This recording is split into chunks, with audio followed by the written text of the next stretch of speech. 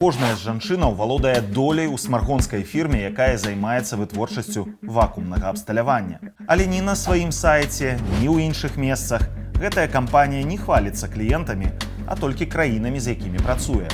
Сярод іх ЗША, Канада, Польша, Літва і Расія. Уласна туды таварыства з абмежаванай адказнасцю ВТТ, а менавіта так называецца гэты бізнес, у 23 і 24 годзе прадало абсталяванне і камплектуючыя на агульную суму каля $1,5 мільёна. Пакупнікамі выступілі ПАТ Краснагорскі завод імя Зверава і АТ Валагодскі оптыка-механічны завод. Якую прадукцыю яны робяць? Коллиматорные прицелы – особая гордость оптико-механического производства. Завод в Вологде – первое российское предприятие, которое стало выпускать это высокотехнологичное оборудование. Другі клієнт таксама не тортики пячэ. Основными направлениями деятельности КМЗ сегодня являются разработка и создание прицельных авиационных систем и комплексов управления огнем для танков.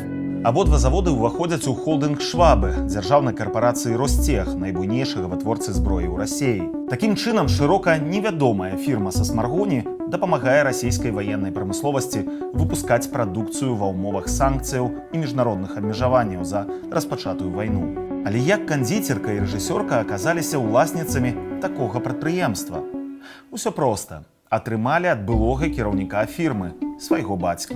Клічуць жанчын Паліна Ралевіч і Лідія Гулецкая. Яны родныя сёстры і да шлюбу насілі прозвішча Высоцкая. Кожная з іх валодае 30% кампаніі ВТТ. Яшчэ 30% належыць іх маці, а астатнія 10% пароўну маюць брат бацькі і новы дырэктар прадпрыемства.